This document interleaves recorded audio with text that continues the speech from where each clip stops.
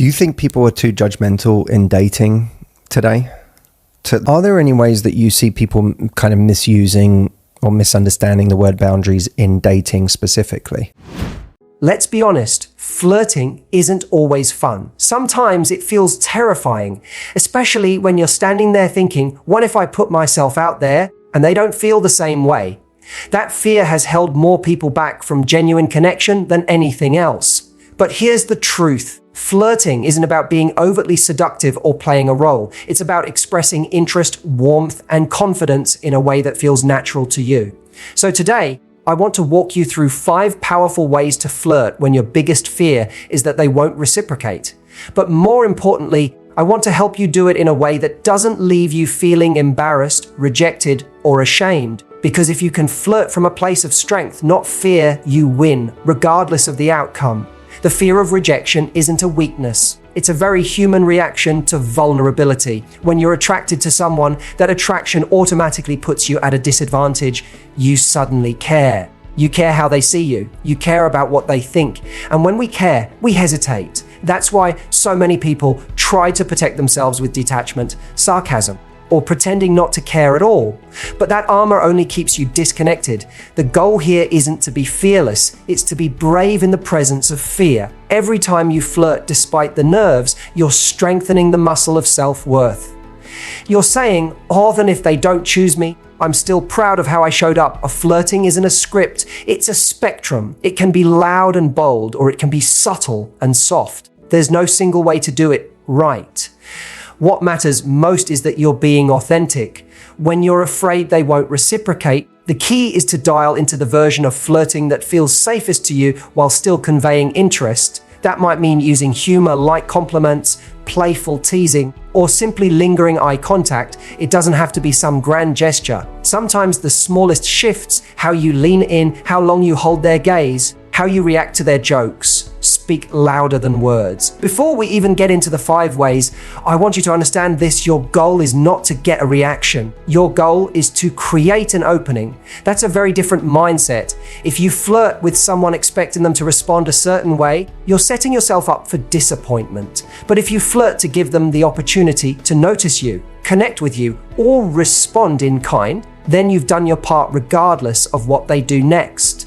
That shift in intention takes the pressure off. It changes your role from a performer seeking applause to a confident individual extending an invitation. Now here's where we begin. The first way to flirt, especially when you're afraid of rejection, is what I call micro-validation. Micro-validation means giving someone a compliment or acknowledgement that isn't too heavy but still makes them feel seen. For example, instead of saying, "You're so hot," you could say, "I love the way you laugh."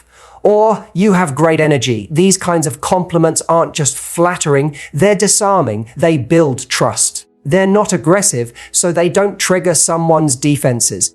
You're not putting all your feelings on the line. You're simply planting a seed. And that's where connection begins. Micro-validation is also something you can give and walk away from. That's what makes it powerful. You're not hovering, waiting for a reply. You're not standing there hoping they validate you in return. You're showing them that you're observant, thoughtful, and confident enough to say something kind without needing a reward. And when you can do that with ease, it sparks curiosity. They start wondering about you. Who is this person who just made my day a little better and didn't expect anything in return? That's the magic of effortless flirting. It doesn't beg for attention, it earns it. The second way to flirt when you're unsure how they'll respond is through intentional eye contact. Now I know, eye contact gets talked about a lot, but most people still get it wrong. They either stare too intensely, which feels invasive, or they avoid it altogether, which feels disinterested. The sweet spot is somewhere in the middle. You want your eye contact to be warm, inviting, and just a little longer than what's comfortable. Not creepy, not robotic, just long enough that they feel seen. Because when someone feels seen, they feel drawn to you. We all crave that moment of, wait, did they just look at me like that?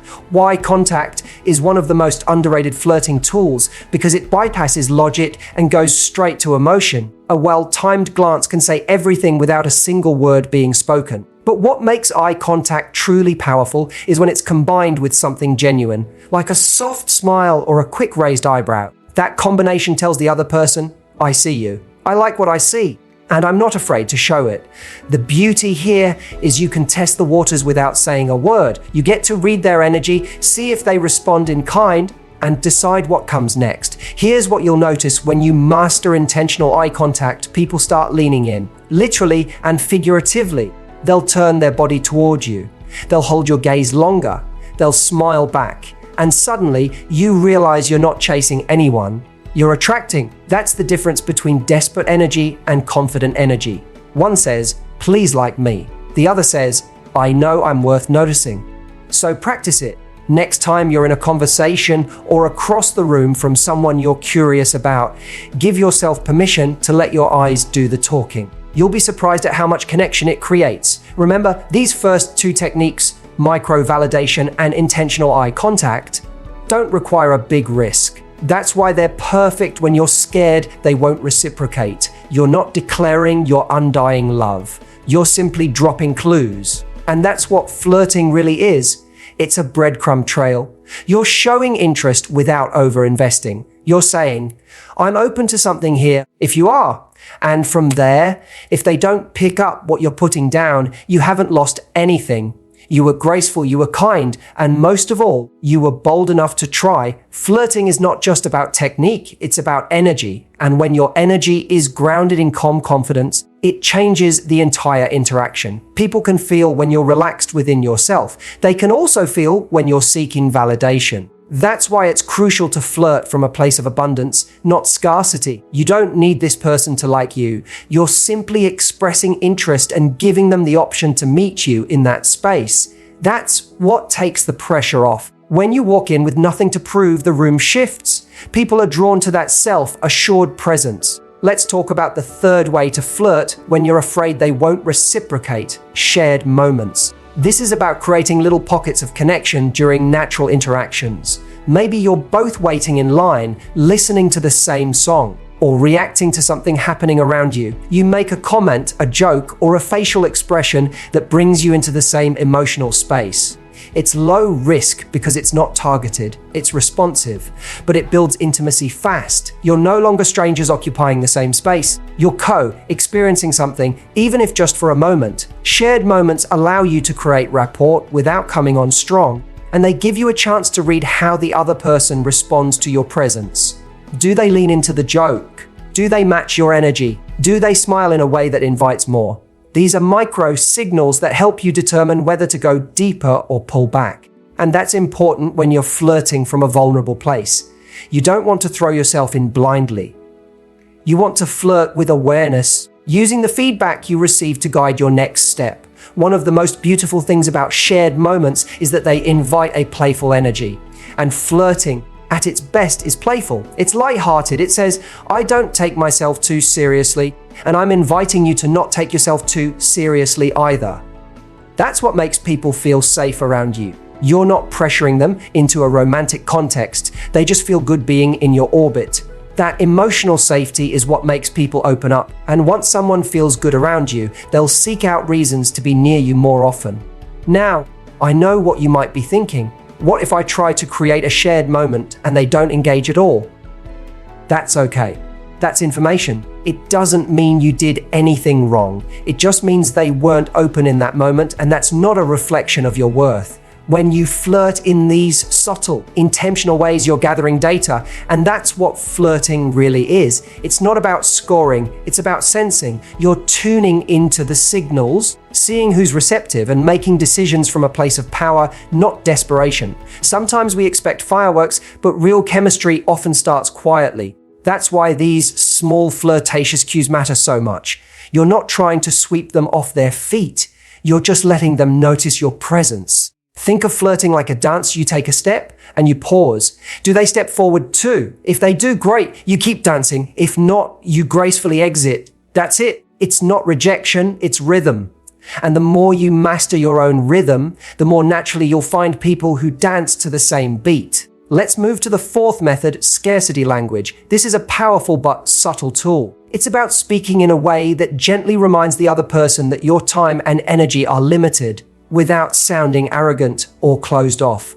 It might sound like, "I'd love to stay and talk more, but I've got to run in a few."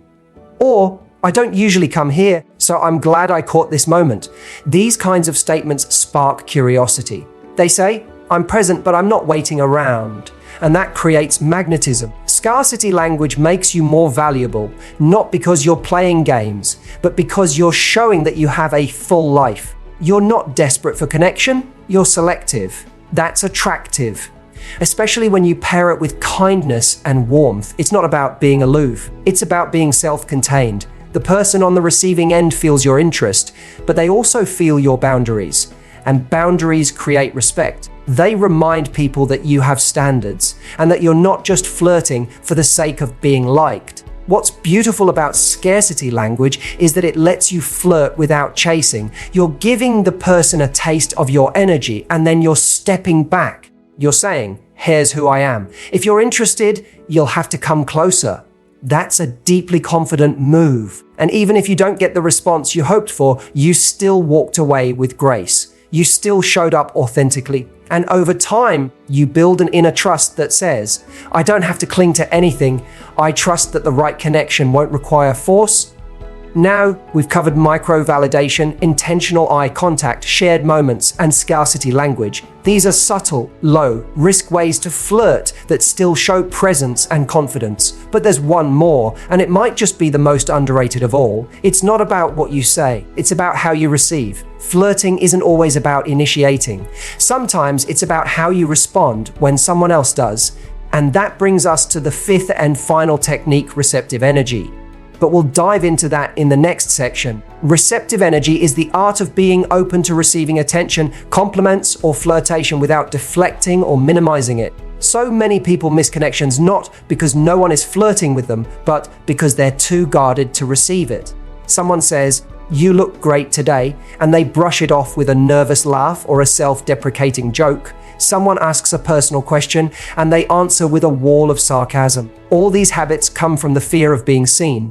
But when you respond with warmth and presence, you're showing that you're not only approachable, you're interested in connection. Receptive energy is also about rewarding vulnerability. If someone makes a small move in your direction, maybe they compliment you, ask about your day, or find a reason to talk to you. Your job isn't to play it cool. Your job is to lean in, smile, ask a follow-up question, say thank you in a way that lands. Show that you're emotionally available to meet them halfway. When people sense that their efforts are appreciated, they feel safer taking bigger steps.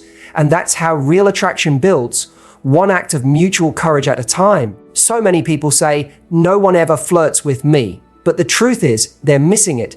They've trained themselves to dismiss kindness. They've built a reflex of brushing things off instead of letting things in. And if that's you, it's not your fault. It's likely something you learned to protect yourself. But if you want to create genuine romantic chemistry, you have to unlearn that armor.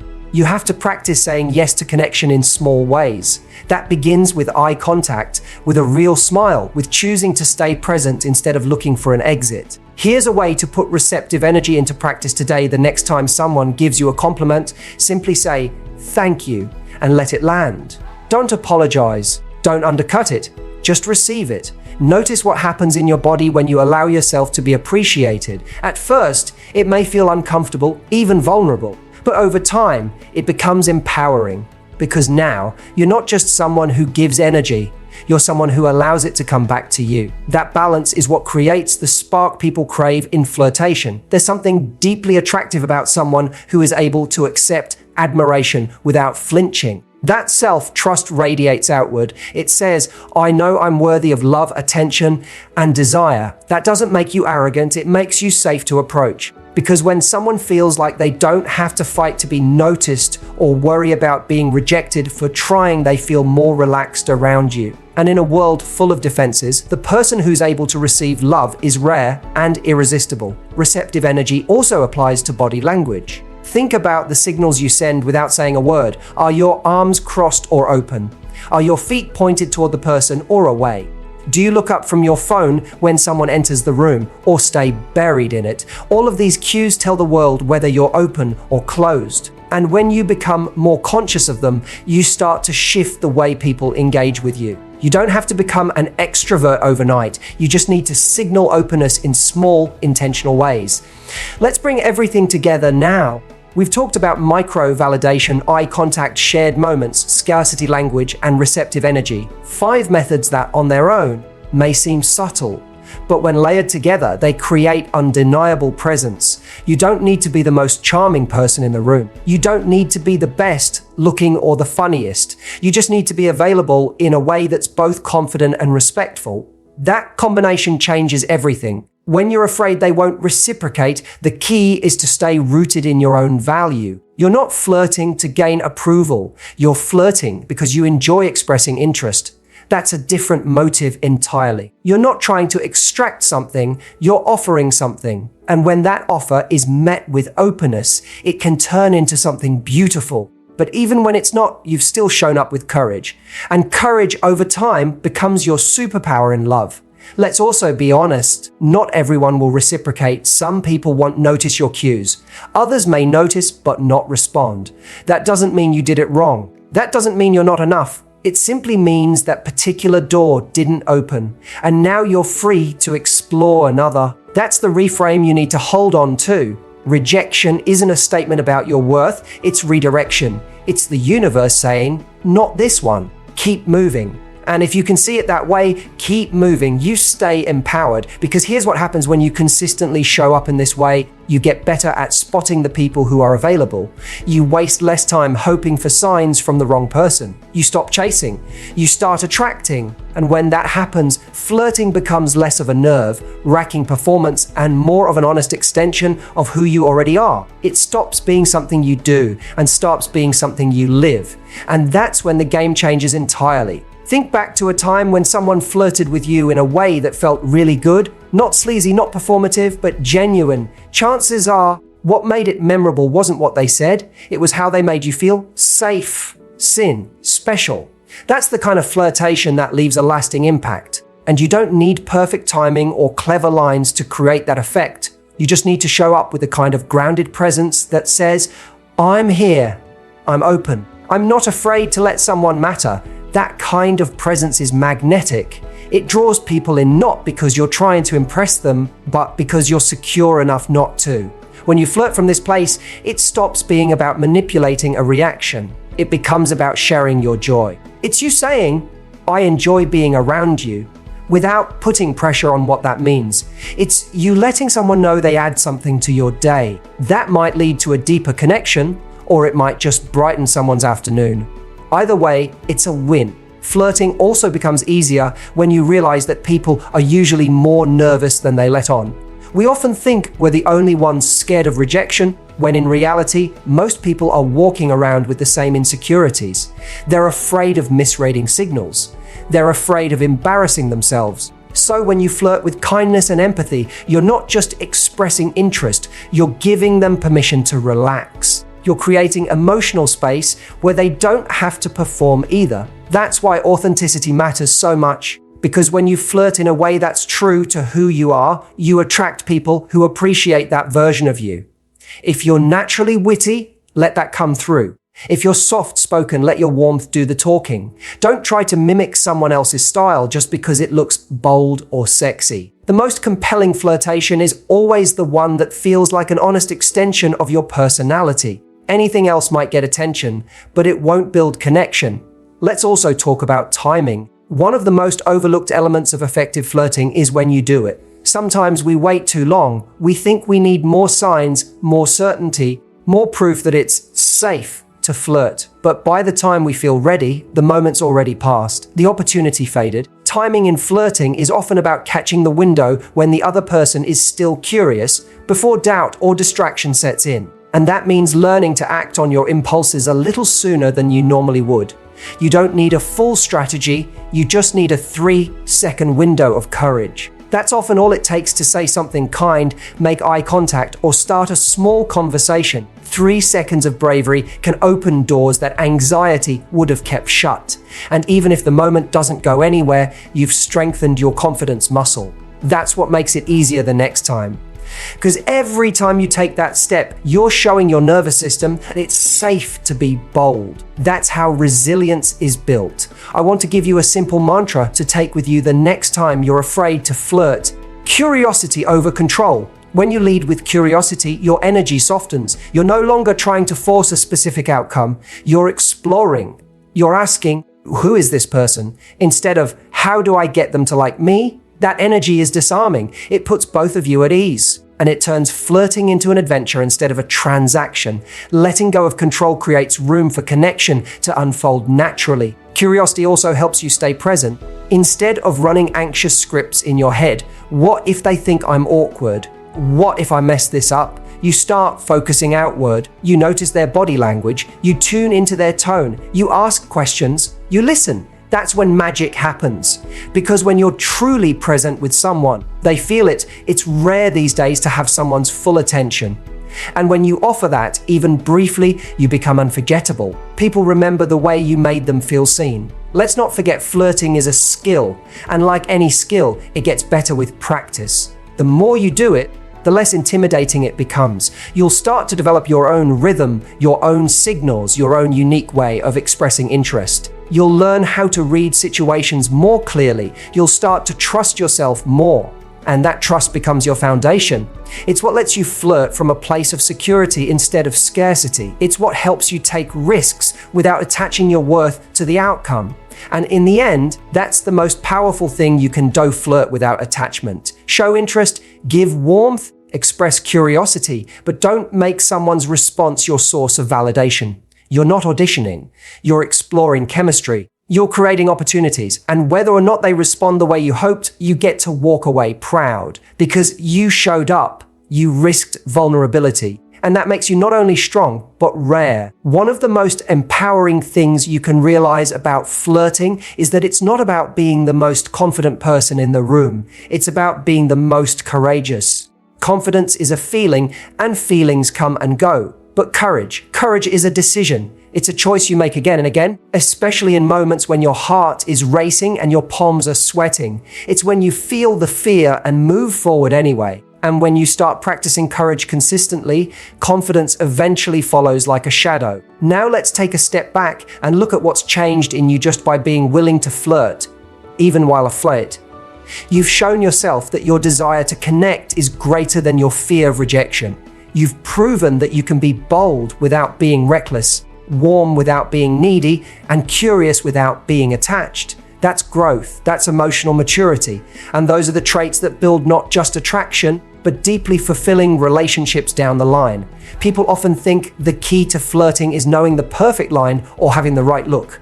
But the truth is, most people are attracted to how they feel around you. Do they feel relaxed?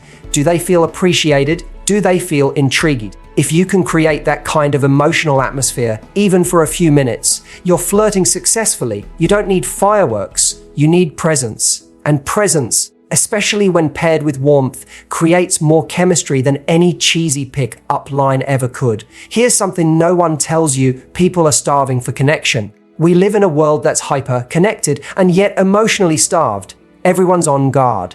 Everyone's protecting themselves. So when you show up with even a flicker of authentic interest, it cuts through the noise. It touches something real in them. That's why subtle flirting works so well. It doesn't scream, "Look at me." It says, "I see you." And being seen is one of the deepest human desires we all carry. Let's talk for a second about rejection, not just how to survive it, but how to reinterpret it. Rejection isn't proof that something is wrong with you. It's proof that you were willing to take a step forward while someone else wasn't ready to meet you there. That's not failure. That's courage in motion. And the more you can depersonalize it, the faster you'll recover. Rejection is information. It tells you who's aligned with your energy and who isn't. That's a gift, not a verdict on your worth. Every time you flirt, even in small ways, you're building your emotional stamina. You're telling yourself, "I can handle the unknown." That's powerful, because the more comfortable you become with uncertainty, the more magnetic you become. Why? Because you stop needing outcomes to define you. You become light, playful, detached in the best way, not because you don't care, but because you've already chosen to care about yourself first. And that self-ownership makes you incredibly attractive. One of the most important tools you can bring into any flirtatious moment is curiosity about how you feel, not just how they respond. Did it feel good to smile at them? Did you enjoy giving that compliment? Did the moment feel playful, fun, exciting, even if it didn't go anywhere? That's the kind of internal compass that keeps your self-esteem intact. You're not measuring success by whether they flirt back. You're measuring it by how proud you are for showing up as your authentic self. That's how you flip the script. Instead of thinking, will they like me? Ask, did I show up in a way that I like? That changes everything, because now you're not waiting for someone to make you feel good. You're generating that feeling from within. And ironically, that's what makes people want to come closer. They feel your sense of peace. They feel your groundedness, and that feels like a safe place to land. That's what makes you irresistible without trying so hard to be. Let's also normalize that flirting doesn't always have to lead somewhere. Sometimes it's just about adding joy to the day for you and for them. A smile, a quick chat, a compliment exchanged in passing. These moments can lift energy, shift moods, and remind both of you that connection is possible. And when you stack up enough of these experiences, they slowly start to rewire your belief system. Suddenly, the world doesn't feel so cold or closed off. It starts to feel full of possibility. And possibility is what keeps us going. That flicker of hope, that sense of maybe, that quiet knowing that somewhere out there, someone is waiting to meet a version of you that's open, real, and unafraid to engage. Flirting is the gateway to that connection. It's the start of a conversation, not the whole story. But sometimes, all it takes is that first moment to change the entire narrative of your love life. One look, one laugh, one spark. That's the power of flirting when it's done from the right place. You've come all this way, and by now, something inside you has already started to shift. Maybe it's subtle. Maybe it's just a quiet awareness. But it's there, that sense that you don't need to wait for permission to be bold, to be playful, to connect. You've spent so much time wondering, what if they don't respond the way I want? But what if the more powerful question is, what if I never even give myself the chance? Because the real risk isn't being rejected. It's holding back your light until it fades into silence. Every act of flirting rooted in genuine intent is an act of bravery. It's not about games. It's not about manipulation. It's not about making someone fall for you. It's about living fully with your heart awake and your presence alive. That's what makes you magnetic. Not how well you perform, but how unapologetically you express who you are. And when you realize you can do that whether or not someone validates it, you stop waiting. You start creating. You don't chase connection, you become it. The most seductive energy you can carry is one of emotional freedom. That doesn't mean being careless. It means knowing that your happiness isn't tied to one moment, one person, or one outcome. It means flirting because it feels good to express interest, not because you need the other person to respond perfectly. When you flirt from that place, people feel it. They sense that you're coming from abundance, not need. And that energy, more than anything else, makes them want to move closer. It's not your job to force a spark where there isn't one. It's not your job to convince someone to be curious about you. Your only job is to create moments of authentic expression and to be discerning enough to notice who leans in and who pulls away. You're not just giving your attention, you're also choosing who is worthy of it. And when you see it that way, rejection doesn't sting as much, because you know that every no is making space for a better yes. Sometimes people won't respond because they're distracted or shy or guarded or simply unavailable. That's not your problem to fix. Your only responsibility is to show up honestly and with self-respect. When you do that, you live without regret. You won't be the person who looks back wondering, what if I had said something? You'll be the person who knows, I gave that moment everything I had, and I'm proud of how I carried myself. That's real power. That's emotional leadership. And here's the beauty of it all. Flirting gets easier every time you do it from the right place. The more you express without attachment, the more confident you become in your ability to navigate the emotional unknown. You stop seeing each interaction as a make or break moment, and instead you view them as practice, as play, as possibilities, and that mindset turns every day into an opportunity for connection, a smile at the coffee shop, a laugh with a stranger, an exchange of glances that lingers just a moment too long. You start to realize that flirting isn't about a result, it's about how you live. It's the way you carry yourself, the way you bring light into a room, the way you show interest without apologizing for it. It becomes less about strategy and more about alignment, because when you're aligned with your self-worth, everything you do becomes magnetic. You stop trying to impress and you start expressing. And that expression, when it's free from fear, is unforgettable. If you take one thing away from this, let it be this. Your job is not to be perfect. Your job is to be present. That's the key. When you show up fully in a moment, flawed, real, and open, you allow others to do the same. And that's where true chemistry is born. Not in the performance, but in the presence. Not in pretending, but in allowing. That's the kind of flirting that leads to real connection. That's the kind of flirting that changes lives. So the next time you feel the impulse to say something, do something, or take a step towards someone, don't wait for certainty. Let the moment carry you. Let your curiosity be louder than your fear. Let your presence speak louder than your anxiety. Because in that moment, you're not just flirting with another person. You're flirting with life. You're choosing to engage instead of withdraw. And that choice, over time, becomes your confidence. This is where the real transformation happens. Not when someone finally likes you back, but when you finally realize you don't need them to. Because you like who you are when you're brave. You like how you show up. You like the version of yourself who risks awkwardness for the chance at connection. And that version of you, that's the one that draws the right people in. Not through perfection, but through presence. Not through pressure, but through play. So go flirt, not to be chosen, but because you've already chosen yourself. Not to be validated, but because you have something worth sharing. Let it be light, let it be fun, let it be you. And no matter what happens, you'll know this. You didn't just wait for love to knock on your door. You invited it, you opened the window, you sent a signal, and somewhere, someone saw it and smiled.